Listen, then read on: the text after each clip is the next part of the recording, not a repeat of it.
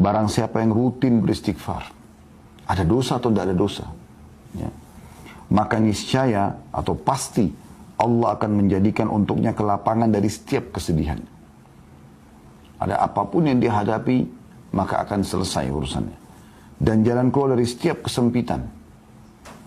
Serta Allah akan memberikan rezeki dari arah yang tidak disangka-sangka. Assalamualaikum warahmatullahi wabarakatuh. Alhamdulillah wassalatu wassalamu ala rasulillah. Segala puji dan puja kehadirat Allah subhanahu wa ta'ala, juga salawat dan taslim kepada Nabi besar Muhammad sallallahu alaihi wa ala alihi wa sahbihi wasallam. Ketemu lagi teman-teman di bedah buku kita yang sudah sering kita rutinkan sebulan 2 kali, yaitu kiat-kiat hijrah dari kemaksiatan dan istiqamah dalam ketaatan. Dan kita berada dalam bab yang salah satu dari bab-bab yang mulia yang dibahas di sini adalah berusahalah selalu beristighfar. Saya mengingatkan kembali teman-teman sekalian statement para salafus salih tentang masalah istighfar, dan ini sudah pernah kita sampaikan untuk mengingatkan kembali. Istighfar ini luar biasa teman-teman sekalian. Luqman al-Hakim pernah menasehati anaknya sambil dia mengatakan, sesungguhnya wahai anakku, Allah memiliki waktu, beberapa waktu yang Allah khususkan untuk mengijabah permintaan hambanya. Maka usahakan di waktu-waktu itu engkau beristighfar. Kira-kira apa rahasia dari perkataan Luqman al-Hakim ini teman-teman sekalian?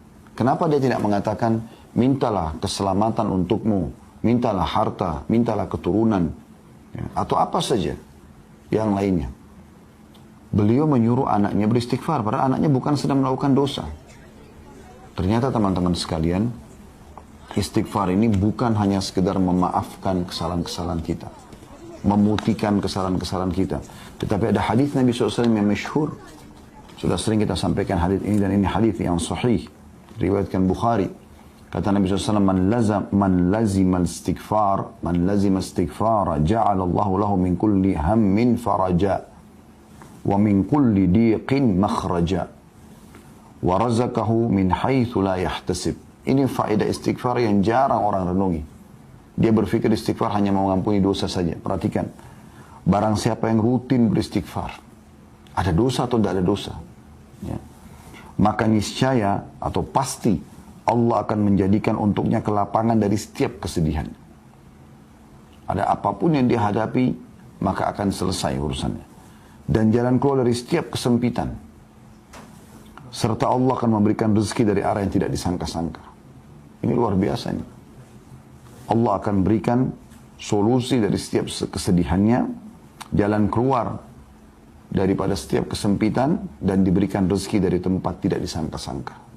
Oleh karena itu teman-teman sekalian, judul kita sangat tepat sekali, yaitu masalah berusahalah beristighfar. Jadi tidak harus istighfar itu pada saat punya dosa, ya. Dan kita sedang membahas sub daripada judul kita ini, berusaha untuk istighfar, tentang situasi dan kondisi untuk istighfar. Dan kita sudah menjelaskan di poin pertamanya, memang ketika melakukan dosa. Tapi kan ada poin-poin lain, walaupun tidak sedang melakukan dosa, dianjurkan selalu melazimkan atau merutinkan istighfar. Yang terakhir teman-teman sekalian yang kita bahas adalah beberapa dalil yang mulia. Kalau teman-teman yang pegang bukunya di halaman 75, ada Rasulullah SAW bersabda kepada Ummul Mukminin Aisyah radhiyallahu anha. Ini pengulangan ya, mereview apa yang terakhir kita pelajari.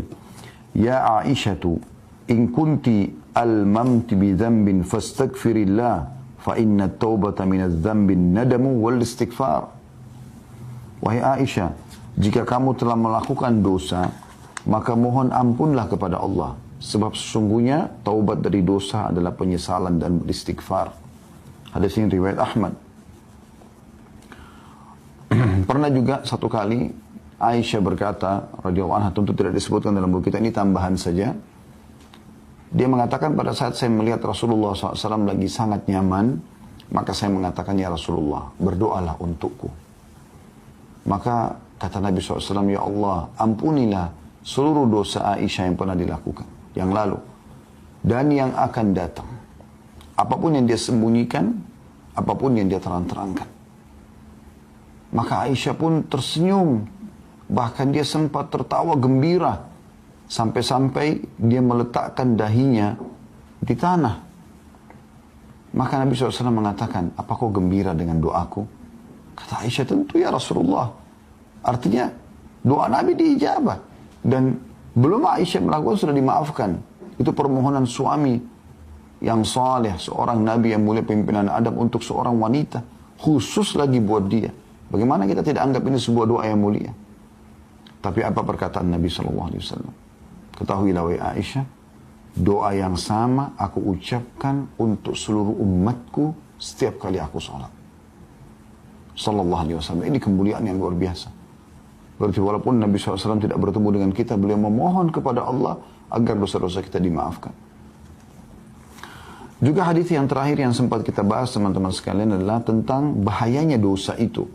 Karena dia akan menjadi sebuah titik kelam dalam hati yang otomatis akan mengacaukan hati yang merupakan mahkota daripada tubuh kita.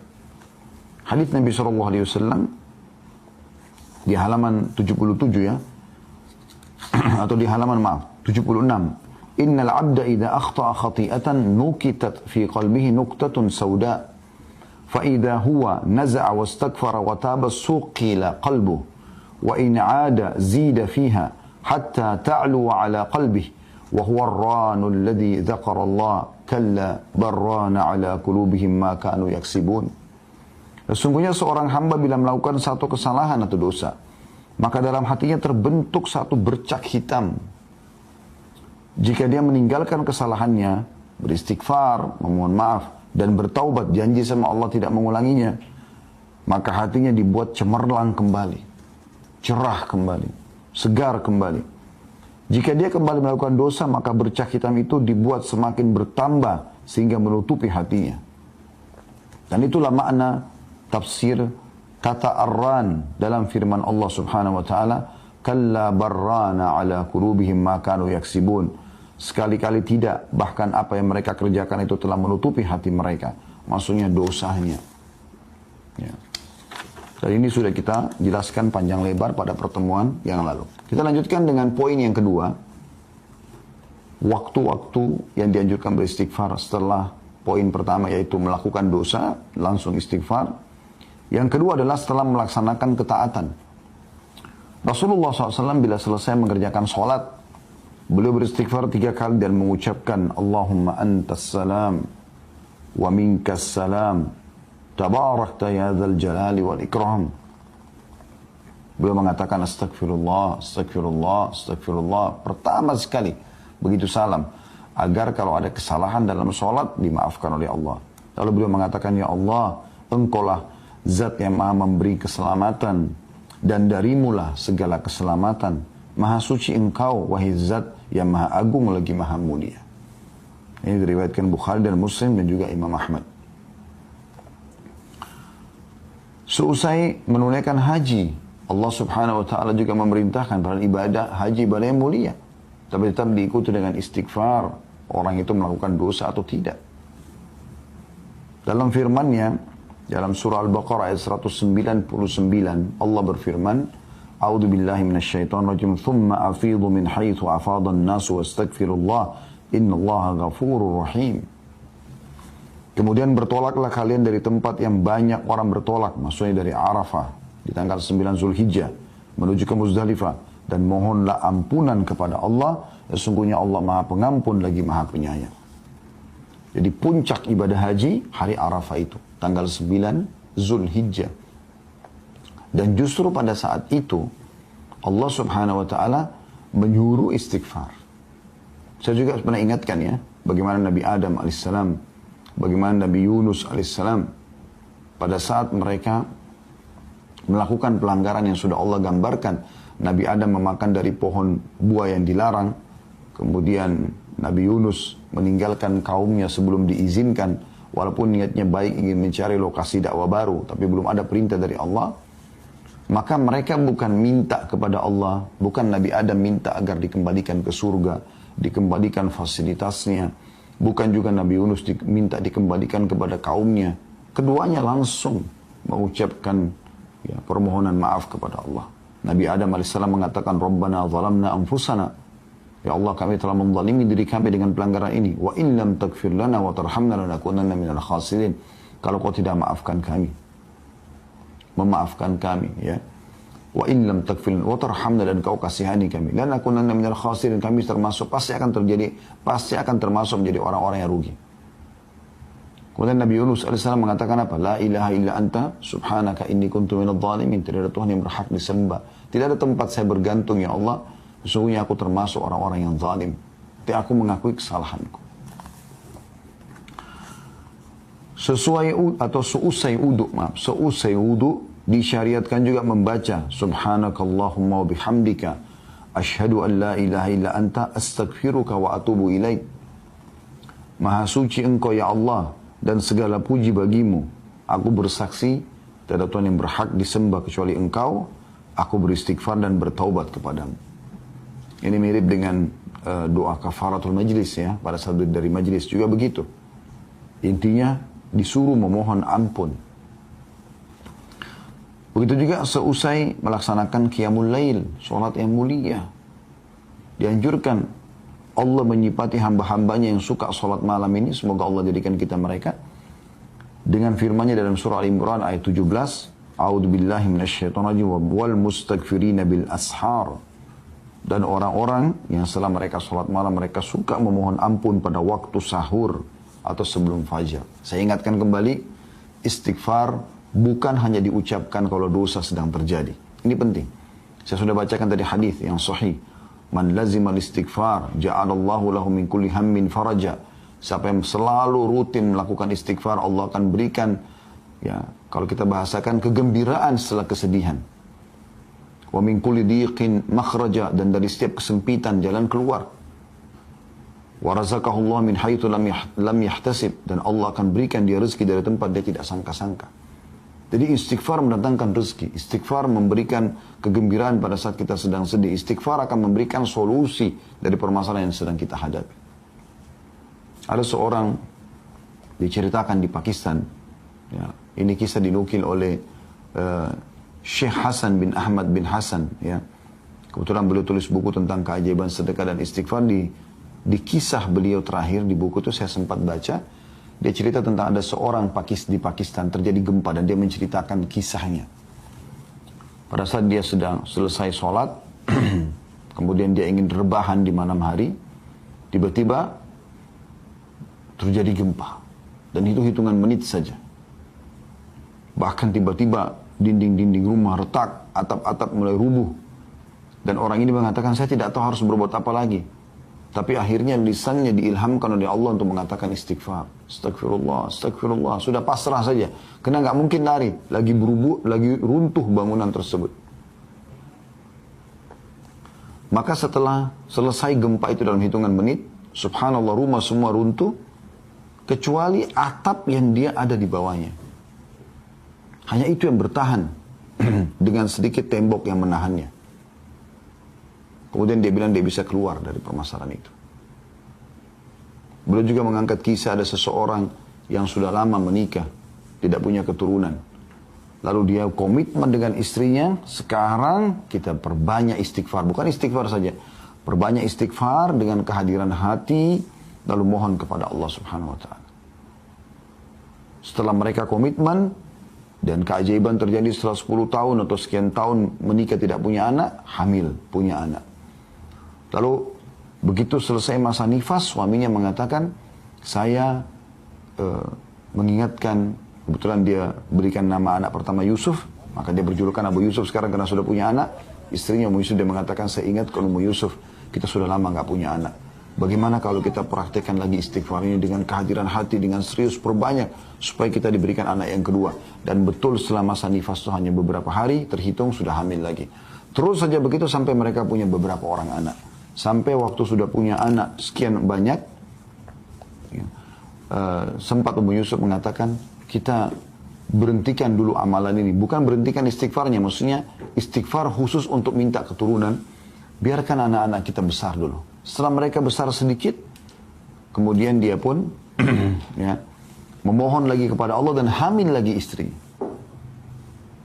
selama itu bukan bentrok dengan sunnatullah, peraturan yang Allah buat teman-teman sekalian, seperti misalnya Anda istighfar minta supaya malam hilang, itu nggak mungkin terjadi, karena itu sunnatullah, peraturan Allah yang nggak mungkin berubah. Atau Anda memohon istighfar kepada Allah agar jenis kelamin laki-laki, kalau Anda perempuan hilang, nggak mungkin, sudah sunnatullah, nggak mungkin. Atau hilang, tidak ada kematian, nggak mungkin. Gitu kan? Selama bukan bentrok sama sunnatullah, maka tidak ada yang mustahil bagi sang pencipta Allah. Berita gembira bagi Anda yang belum punya keturunan, yang belum punya pasangan, yang terlilit utang, yang selalu merasa kesedihan, ya, yang masih kena sihir dan belum sembuh, yang semuanya istighfar, istighfar. Tapi istighfar yang benar-benar tutup mata Anda, renungi, ya. Tulus ikhlaskan niat astaghfirullahaladzim, alladzi la ilaha illa huwal hayyul qayyum wa atubu ilaih. Saya pribadi teman-teman pernah duduk di Madinah pada saat kami mau ujian, itu saya duduk sambil coba baca pelajaran, belum faham-faham teman-teman. Kemudian saya tiba-tiba mengingat, dulu ada satu dosen tingkat 2 kuliah di dakwah waktu itu,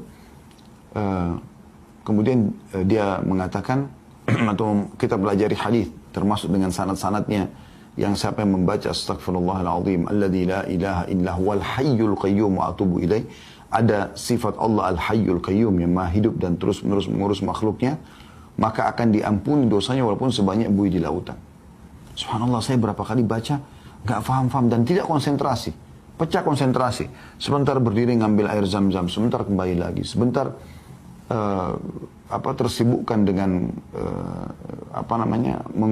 mengkonsumsi ada cemilan yang saya bawa. Sebentar saya sempat menghayal sejenak, ini kok gak fokus ya. Maka saya coba baca istighfar ini teman-teman. Sekali saya baca, dengan saya niat renungi, belum terasa apa-apa. Tapi begitu saya ulangin 5, 6, 7 kali, tapi terus dengan tenang, dengan konsentrasi, beda sekali subhanallah. Saya merasa seperti ada semangat baru yang membuat akhirnya saya lebih semangat dan muncul tiba-tiba. Setelah itu saya baca, alhamdulillah saya faham pelajaran tersebut dan nilainya Masya Allah, tabarakallah, besoknya luar biasa, memuaskan itu. Jadi ini luar biasa teman-teman sekalian. Jadi memang istighfar itu bukan hanya sekedar memaafkan, bukan hanya sekedar pengakuan penyesalan, permohonan maaf kepada Allah pada saat kita berdosa, tapi memang untuk memberikan solusi dari setiap permasalahan kita. Bahkan Nabi SAW mengatakan tadi, memberikan rezeki dari tempat tidak disangka-sangka. Ya. Kemudian beliau mengatakan juga Allah memerintahkan kepada nabinya Sallallahu Alaihi Wasallam, Nabi Muhammad SAW, di akhir dakwah beliau dalam menyebarkan agama Allah dan kesungguhan beliau di jalannya untuk beristighfar.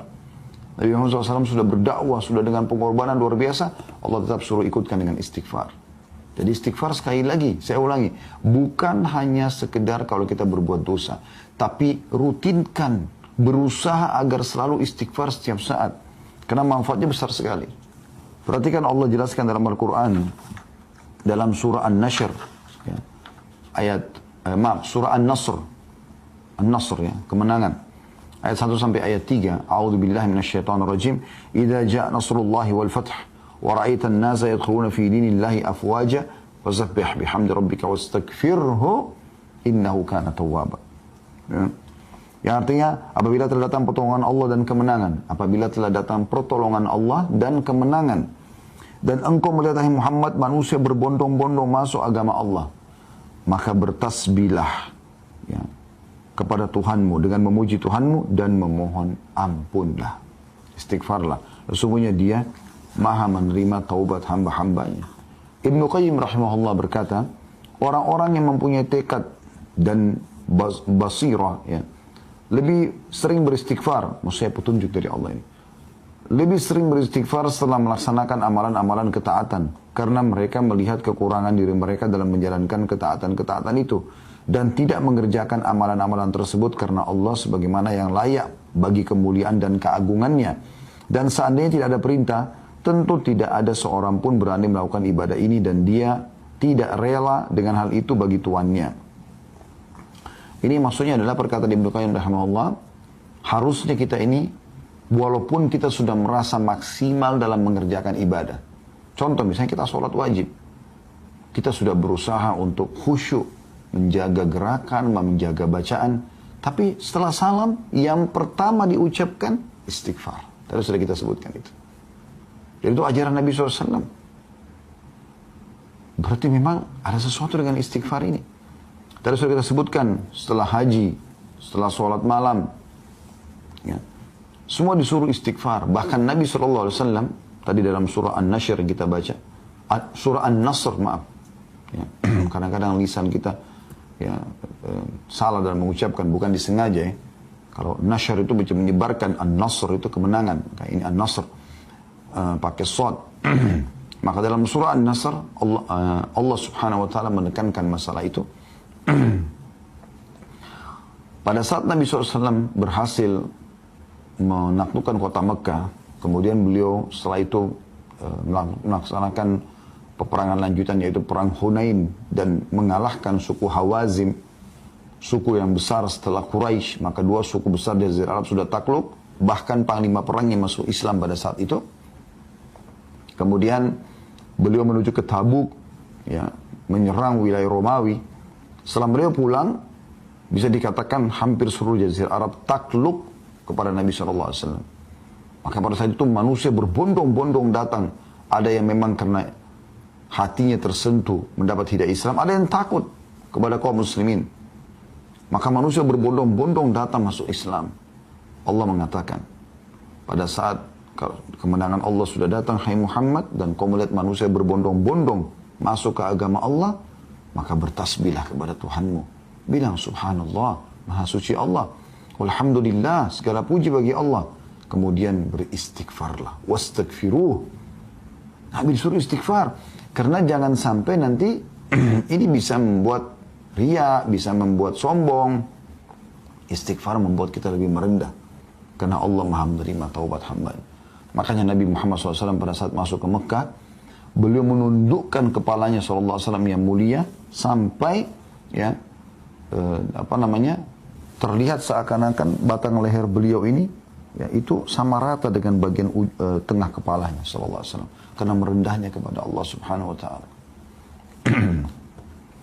Yang ketiga, dalam zikir-zikir rutin harian, kata beliau, ya, ini yang dianjurkan istighfar. Doa-doa sholat pada umumnya berisi istighfar. Misalnya dalam doa istiftah, ya, di dalam doa sujud. Ya. Kan itu doa istiftah misalnya, atau istiftah itu kan, Allahumma ba'id baini wa baina khatayaya. Ya. Ya Allah, jauhkan antara aku dengan dosaku, gitu kan. Ya, itu termasuk memohon ampun. Di antara doa sujud, Rabbighfirli warhamni. Rabbighfirli, ya Allah ampunilah aku. Warhamni, kasihanilah aku, dan seterusnya. Dalam ruku dan sujud ada subhanakallahumma bihamdika Allahumma gfirli. Ini salah satu doa ruku yang sama juga dengan doa sujud.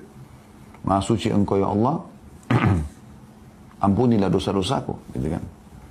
Ketika Abu Bakar radhiyallahu anhu memohon atau meminta kepada Nabi SAW agar mengajarinya doa yang akan dia ucapkan dalam sholat khusus, Abu Bakar minta doa khusus, ya Rasulullah, saya minta doa khusus dari Anda, saya baca dalam sholat saya. Lalu Nabi SAW memerintahkan membaca Allahumma inni zalamtu nafsi zulman kathiran wa la yakfiru dhunuba illa ant faghfirli min indika warhamni innaka antal ghafurur rahim. Ya Allah, sungguhnya aku telah banyak berbuat kezaliman, dosa maksudnya, kepada diriku, dan tidak ada yang mengampuni dosa-dosa selain engkau. Maka ampunilah aku dengan ampunan dari sisimu dan rahmatilah aku, sesungguhnya engkau maha pengampun lagi maha penyayang. Hadis riwayat Bukhari, Muslim, dan juga Ahmad. Artinya hadis ini hadis sahih. Para Abu Bakar waktu itu bukan sedang melakukan dosa. Beliau datang kepada Nabi SAW minta diajarkan doa khusus. Dan doanya mengatakan, Allahumma inni zalamtu nafsi zulman kathira. Ya Allah, aku telah menzalimi diriku dengan kezaliman yang banyak. Para Abu Bakar bukan radhiyallahu anhu melakukan dosa pada saat itu. Ya. Demikianlah, kata beliau, Anda mengetahui bahwa tidak ada tempat pun yang di dalamnya disyariatkan berdoa dalam sholat, melainkan di dalamnya disyariatkan beristighfar. Dalam zikir-zikir pagi dan petang disyariatkan supaya berdoa dengan sayyidul istighfar, tuannya istighfar. Yang Anda sudah tahu tentu, Allahumma anta rabbi, sudah pernah kita bahas itu ya. Ya Allah, engkau adalah penciptaku. Allahumma anta rabbi la ilaha illa anta khalaqtani. Tidak ada Tuhan yang berhak disembah kecuali engkau, engkau telah menciptakan aku. Wa ana abduka, aku adalah hambamu. Wa ana ala ahdika, dan aku selalu sesuai dengan perjanjian denganmu. Wa wa'dika, dan janji-janjimu. Mastata'tu, semampuku. A'udzubika min syarri ma sana'tu. Aku berlindung kepadamu dari semua keburukan yang aku lakukan. Abu'u laka bi ni'matika alayya. Aku mengakui semua nikmatmu padaku. Wa abu'u bi dzambi, dan aku akui semua dosa-dosaku. Faghfirli, maafkanlah aku. Fa innahu la yaghfiru dzunuba illa anta. Karena tidak ada yang bisa mengampuni dosa kecuali Engkau. Apa kata Nabi sallallahu alaihi wasallam? Anda kalau pegang bukunya di situ, hadis riwayat Bukhari dan juga Ahmad, man qalaha minan nahari muqinan biha famata min yaumi qabla an yumsiya fahuwa min ahli jannah. Siapa yang membaca tadi itu, saya istighfar, tuannya istighfar yang baru saya sebutkan tadi, pada waktu siang atau pagi hari dengan meyakininya, betul-betul tulus baca, mohon ampun dari Allah, lalu dia mati pada hari tersebut sebelum sore, maka dia termasuk penghuni surga. Lalu lanjutan hadisnya, wa man qala minal laili wa huwa muqinun biha famata qabla an yusbiha fahuwa min ahli jannah. Dan siapa yang mengucapkan ini di sore hari, di malam hari, atau di petang atau di malam hari ya, dan dengan penuh keyakinan, maka dia mati sebelum pagi hari, dia termasuk ahli surga. Yang keempat, anjuran beliau mengatakan senantiasa beristighfar setiap saat. Inilah wirid rutin Nabi SAW, padahal beliau telah diampuni dosanya yang telah lalu dan akan datang. Dari Aghar al-Muzani radhiyallahu anhu, dia mengatakan bahwasanya Rasulullah SAW bersabda, innahu la yughanu ala qalbi wa inni la astaghfirullah fil yawmi mi'ata marra. Sesungguhnya terkadang hatiku tertutupi oleh sesuatu, dan sungguhnya aku beristighfar kepada Allah dalam sehari 100 kali. Hadis ini riwayat Muslim. Jadi kalau Nabi SAW istighfar 100 kali, Anda bagaimana? Kita bagaimana, saya dan Anda? Harusnya kita ikuti Nabi SAW. Padahal beliau sudah diampuni dosanya yang lalu dan yang akan datang. Juga dalam riwayat Abu Hurairah radhiyallahu anhu, dia menuturkan, aku mendengarkan Rasulullah SAW bersabda, wallahi inni la astaghfirullah wa atubu fil yawmi akthara min 70 marrah. Beliau bersumpah atas nama Allah mengatakan, demi Allah, untuk memastikan agar umatnya tidak usah ragu dengan ini. Sesungguhnya aku beristighfar dan bertobat kepada Allah dalam sehari lebih dari 70 kali. Hadis ini riwayat Bukhari. Ya. Jadi lebih dari 70 kali nyambung dengan hadis yang sebelumnya tadi. Beliau mengatakan 100 kali. Lebih dari 70 kan bisa 100. Dan disentuhkan sudah di hadis yang pertama tadi kalau 100 kali beliau membacanya. Dan Ibnu Umar meriwayatkan juga, dia menuturkan, inna kunna la na'uddu li Rasulillah sallallahu alaihi wasallam fil majlisil wahidi mi'ata marra rabbighfirli wa tub alayya innaka antat tawwabur rahim. Sesungguhnya kami biasa menghitung bahwa dalam satu majlis Rasulullah SAW mengucapkan doa ini 100 kali. Wahai Tuhanku, ampunilah aku dan terimalah taubatku. Sesungguhnya Engkau Maha Penerima taubat lagi Maha Penyayang. Hadis ini riwayat Abu Dawud, Tirmidzi, dan dikatakan hadisnya hasan sahih. Rabbighfirli wa tub alayya innaka antat tawwabur rahim. Nabi SAW membacanya dalam satu majlis 100 kali. Dari riwayat ini kita bisa lihat bahwasanya bukan berarti angka istighfar dipatok 100 kali.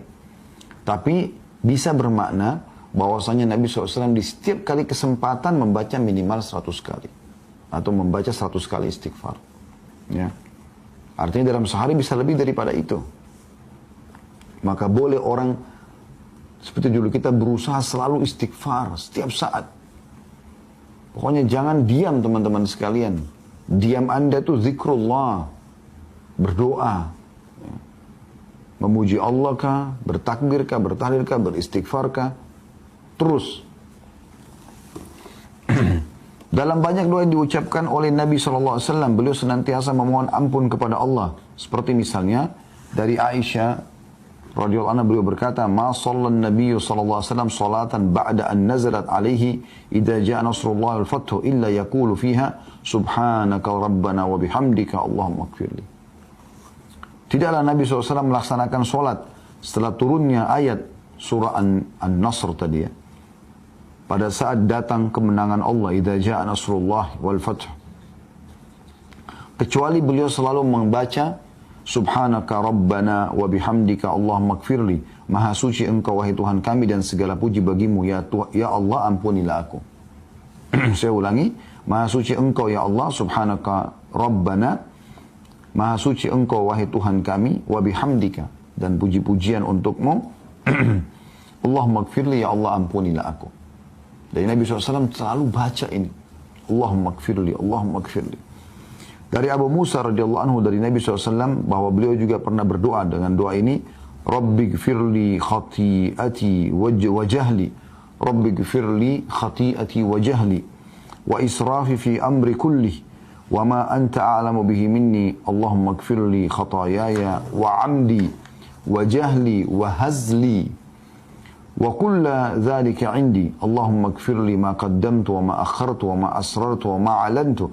Antal muqaddimu wa antal muakhiru wa anta ala kulli syai'in qadir. Ya Allah, ampunilah kesalahanku, ketidaktahuanku, berlebih-lebihanku dalam segala urusanku. Dan apa yang engkau lebih tahu mengenai hal itu daripada aku. Ya Allah, ampunilah kesalahanku, kesengajaanku, ketidaktahuanku dan kelemahanku. Semua itu ada padaku. Ya Allah, ampunilah dosa-dosaku yang telah lalu dan akan datang. Apa yang aku lakukan secara sembunyi-sembunyi dan secara terang-terangan. Engkau lah yang maha mendahulukan dan engkau lah yang maha mengakhirkan. Dan engkau maha kuasa atas segala sesuatu. Hadis riwayat Bukhari dan Muslim. Dan Nabi SAW sering baca ini. Perhatikan teman-teman, lafadznya luar biasa. Ya, lafadznya luar biasa. Ya Allah, ampunilah kesalahanku dan ketidaktahuanku dan berlebih-lebihanku dalam semua urusanku. Karena Nabi SAW tidak berlebihan. Tapi beliau merendah di hadapan Sang Pencipta Allah. Ini luar biasa. Dan apapun yang engkau ketahui, atau engkau lebih tahu daripada aku. Ya Allah, ampunilah kesalahanku, diulangi lagi. Kesengajaanku, ketidaktahuanku, dan kelemahanku. Semua itu ada padaku. Jadi beliau mengucapkan luar biasa. Ya Allah, ampunilah dosa-dosaku yang lalu dan akan datang. Perhatikan, memohon maaf bukan cuma yang lalu, yang akan datang pun kita minta. Serta yang aku lakukan sembunyi-sembunyi dan terang-terangan. Jadi ini permintaan yang luar biasa. Ya. Dari Ibnu Abbas juga radhiyallahu anhu bahwasanya Rasulullah SAW pernah berdoa, Allahumma laka aslamtu wa bika amantu wa alaika tawakkaltu wa ilaika anabtu wa bika khasamtu wa ilaika hakamtu faghfir li ma qaddamtu wa ma akhartu wa ma asrartu wa ma alantu antal muqaddim wa antal muakhir la ilaha illa ant.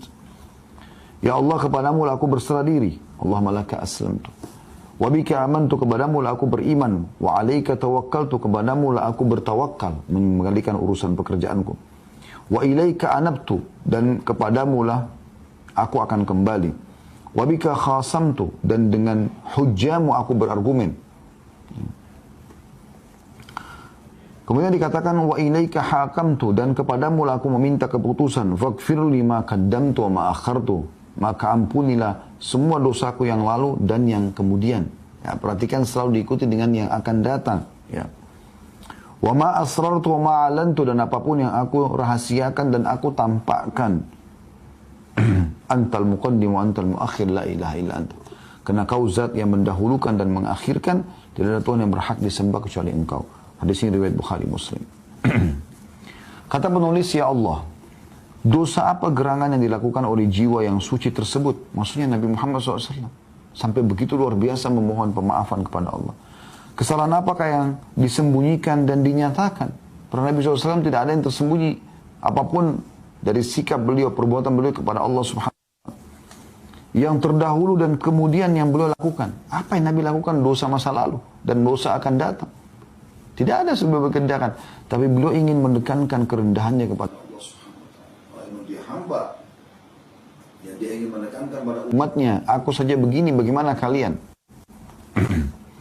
Kata penulis, jika Nabi SAW yang telah diampuni dosa-dosanya yang terdahulu dan yang kemudian, atau terkemudian, tinggi sebutan beliau dan tinggi derajat beliau, beristighfar kepada Allah dalam sehari 100 kali, bahkan dalam satu majlis 100 kali. Lalu bagaimana halnya dengan kita, orang-orang yang sering mencampur adukkan antara kebaikan dan keburukan, sering melakukan dosa dan tidak sempurna dalam melaksanakan kewajiban? Bagaimana bisa kita tidak istighfar kecuali hanya habis sholat, astagfirullah, astagfirullah, selesai? Bagaimana kita lalaikan istighfar 100 kali minimal dalam sehari? Nabi SAW kadang-kadang 100 kali dalam satu majlis. Rabbi ghifirli wa tub aliyya. Selalu beliau ulang-ulangi. Ya.